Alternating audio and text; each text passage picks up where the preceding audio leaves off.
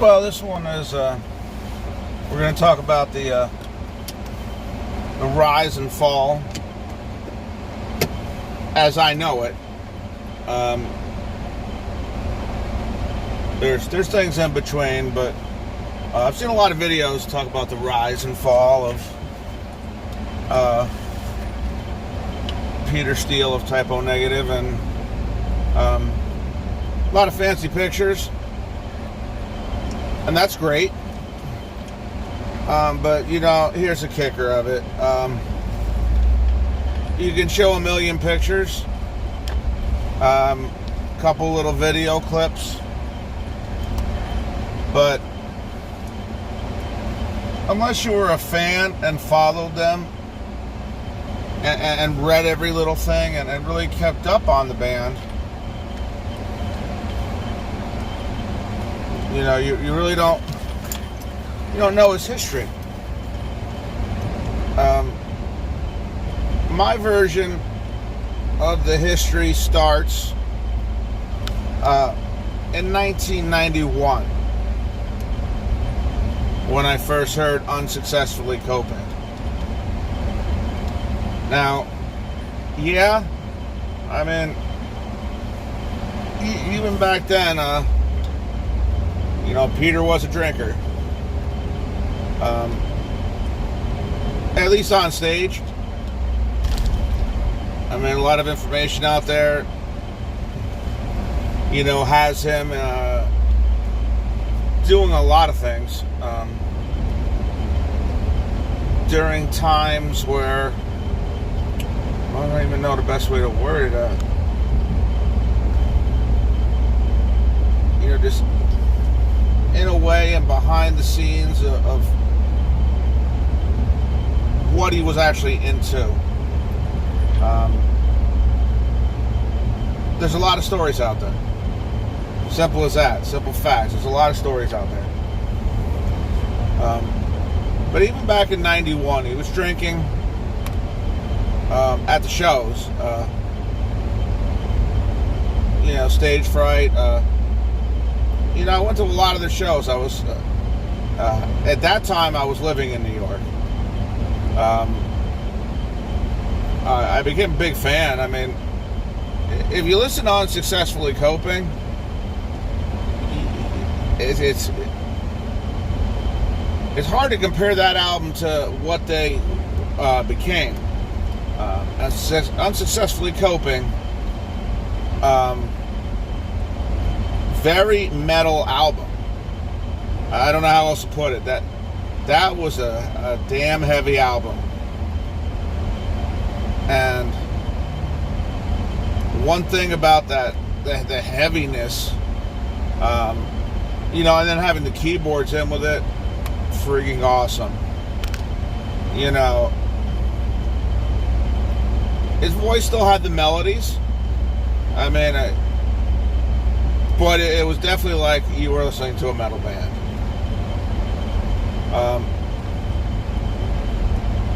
Bloody Kisses, you know, he was, at this point, you know, you're seeing him at concerts, very straight-faced man. I mean, like, very, it was almost like he wanted to try to scare you with the vampiric type look. But,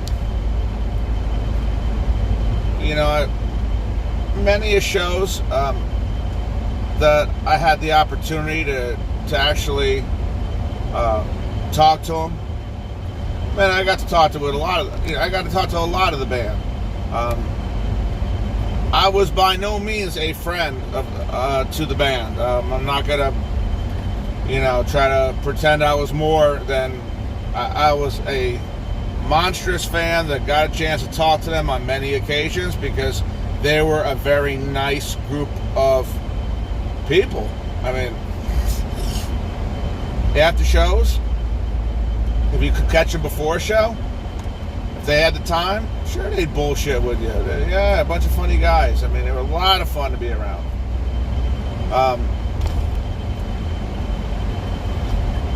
But that's, you know,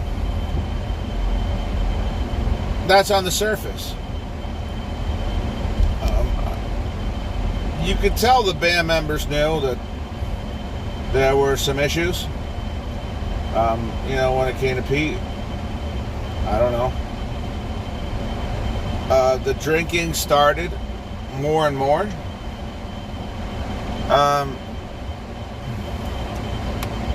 I remember one particular show, October Rust. Now, at this point we're into 97.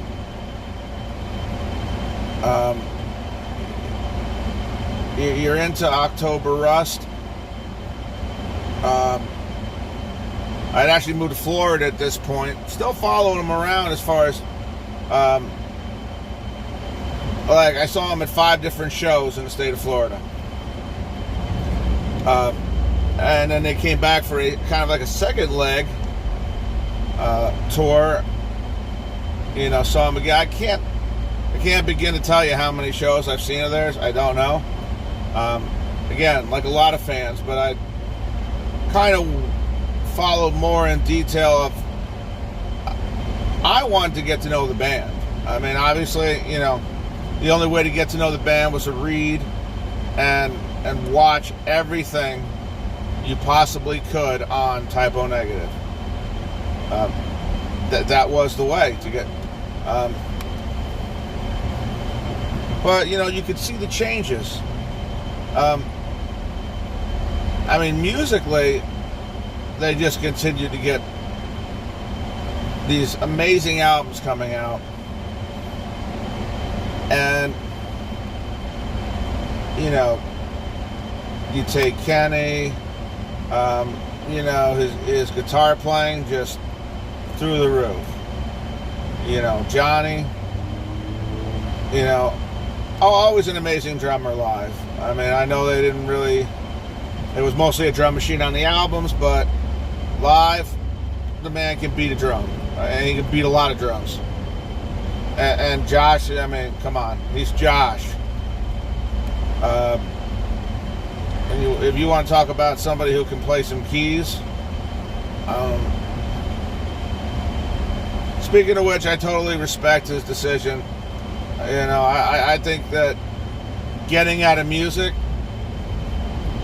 might have been the best thing he could have done at that point. I mean, hell, by the time, Peter left us, left his family, left his band, left his friends, and then left his fans. But at the point at which this all happens, the band had been around for some time. I mean, roughly 20 years. And where most bands start to suck,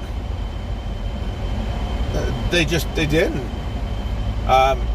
Again, you could see,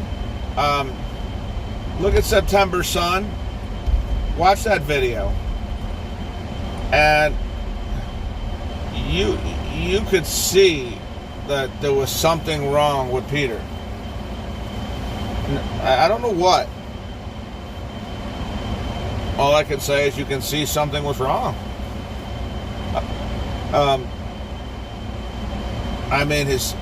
Around his eyes look sucked in really bad, where like the eye socket bones. Some people have said to me, well, that's just age. No. There was something more going on with Pete. It was obvious. I think, anyone that followed him, obviously the family, the friends, and the band knew things were getting severe. And we know his family did an intervention to try to help him.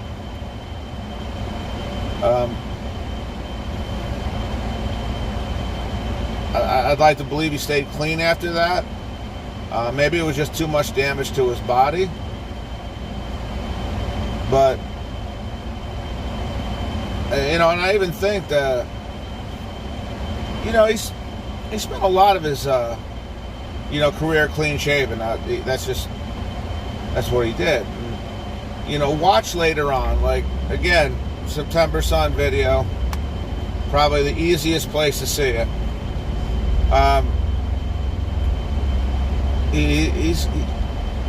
He's got a styled face of hair, but at the same time, it's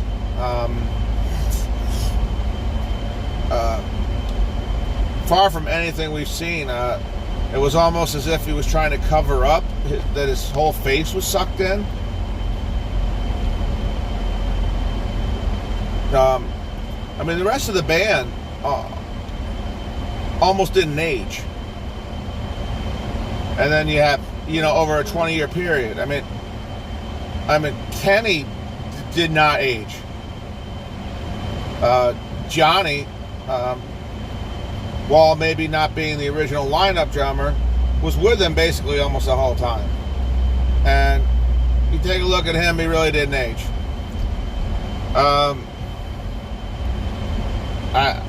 I see pictures of Josh from 90, 91.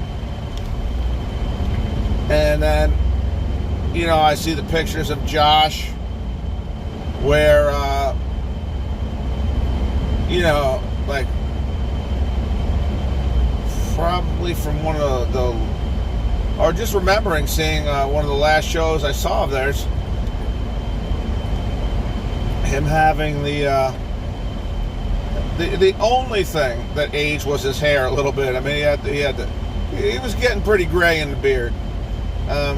But like facially, no, man, nobody aged in that band. I'm sorry, look at a picture, around 90, and then look at a picture around 2009. If you can find a 2010 picture. And I mean, you see that, Pete changed. And what I wonder, I mean, there's no doubt in my mind that I believe that Pete is one of, like, as far as songwriters go, I mean, he was in another league. He was in another, like, he came from another dimension to give us the songs that he did.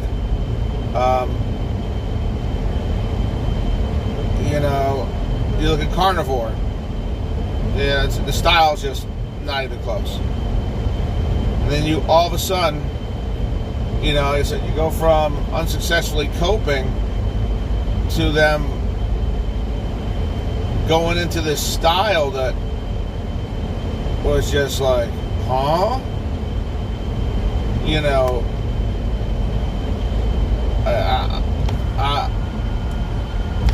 I love Pink Floyd, so that's why I'll say this. And I love Type O Negative, but they were like, if Pink Floyd had gone metal, they would have been Type O Negative. Except nobody who ever sang for Pink Floyd had the vocal range that Peter had. Impossible. You're not going to hear that anywhere. And Peter's always blown me away. Everything about the man and the music and the band. I believe I saw them, I know it's over 150 times, over the many years that they graced us with their music. But I know I saw them over 150. I don't have an exact amount.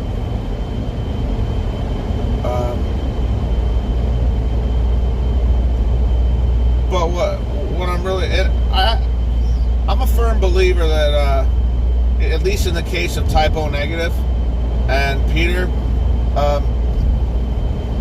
any alcohol or drugs he did, I don't believe had any effect on the music.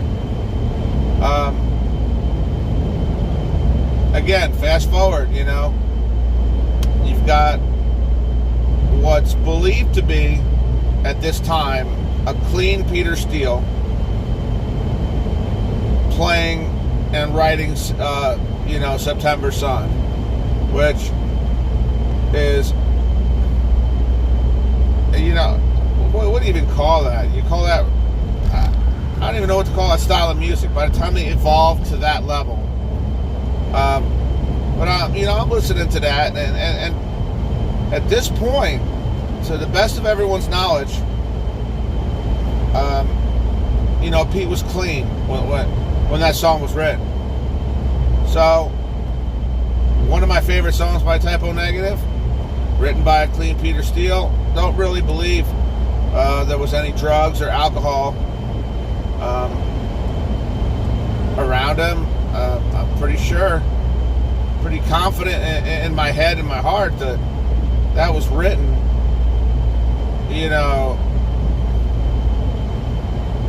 with him knowing something more than what, maybe we knew. Maybe he knew, time was coming close. It was, maybe that song was putting an end to something. Don't know.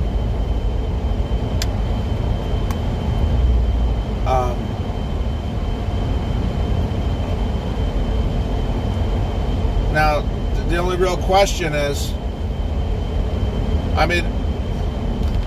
the band musically just kept rising. It's like a blooming flower that just continues to bloom. I'm not going to say that, where their peak in popularity was, but the quality of music and new songs coming out, they kept writing great songs. Not many bands can do that, and not for that long. And I understand, Peter just was larger than life. What I do wonder is, what if, Peter hadn't gotten involved in the drugs? What if drinking had been, rather than a lifestyle to Peter, just something recreational, as it apparently was with the, the rest of the band.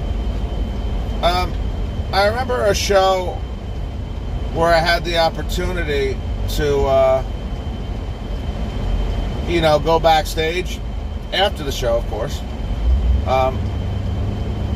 There were about 20 fans that, it was a small club show. About 20 fans got to go backstage. I was fortunate enough to be with them. I got to go backstage several times, but I guess if you go to enough shows, eventually, it's like process of elimination. Eventually, you're going to get backstage. And, everybody's sitting around, drinking a little something. Peter didn't drink. The one particular instance I'm talking about, Peter was not drinking. He was just, sitting there listening. He'd talk occasionally, but he'd listen to everybody as they were drinking, and it's like, he had drank a lot during the show, but he was just smiling, and such a friggin' great guy.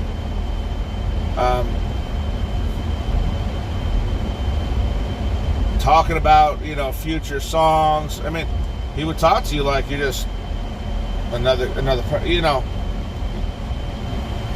Peter Steele, according to Peter Steele, was not a rock star. Peter Steele never talked like someone who was a rock star. He didn't act like a rock star. He tried to be funny. But I really got to wonder if he had, where would the band have gone if, now we're attributing, obviously, what he died from has been attributed to previous alcohol and drug use, to the extent, or I believe it was Kenny that one time said, you know, hey, Pete's the type of guy that, you know, when he does something, he goes all the way. And that's everything. So you got to wonder, you know, had he not done the drugs, or not to that extent, or not drank, or at least to that extent, would he still be here today? And I honestly believe this: if Peter had been here today, Type O Negative would still exist.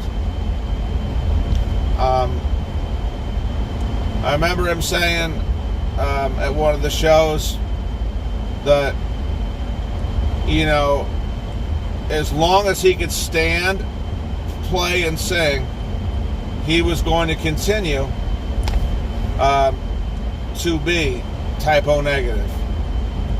Now, I know that, you know, an interview he did, he talked about eventual retirement when he just gets to the point where he just can't stand there for, you know, 2 hours to do a show anymore. And that's normal too. But, you know, he died in his 40s. I honestly believe they would have still been around. Can I guarantee to you that maybe some of the other band members, I don't know. I mean, Kenny and Johnny, they went on with Seventh, you know, to do Seventh Void, or continue with Seventh Void. I mean, Seventh Void was a project that started way before, you know. But I still wonder if Josh might have, you know, wanted to retire from music at some point anyway. Or if it was just Pete's death that made him say, you know what, I'm done. I'm just plain done. And I don't know that answer. I'm not sure any of us do. Again, it's looking back on what could have been, what should have been, and what might have been. We've always got questions. And that's always going to be a question as to, you know, had he lived, you know, would he have continued for another? I mean, hey, I know that a couple times he had mentioned Lemmy, you know, from Motorhead. Now, just Lemmy was just a machine. Lemmy would never stop playing. I don't know if he kind of thought of himself in a way that he would have just kept going. Wish he was here. You know, wish he was still writing for us. Wish he was just here living. You know, from what I know of it, he was seeing a new side of life, being clean, rebuilding relationships with his family, especially a lot of the ones that got damaged during the intervention. But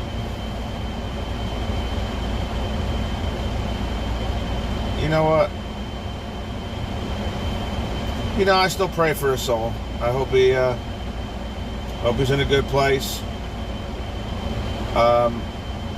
He rose from out of nowhere to a place that, and a style that I've never seen before, and I don't believe we'll ever see again. You'll never see anything like Type O Negative, stylistically and musically. The gift of all the albums that they gave. There never was before, there never will be again a band that stylistically could do what they did and be successful at it. So, you know, thank you, Peter. the brightest candles. Yeah, we'll just leave it with this. The brightest candles always burn the fastest, and Peter Steele, you were one of the brightest candles that music's ever seen.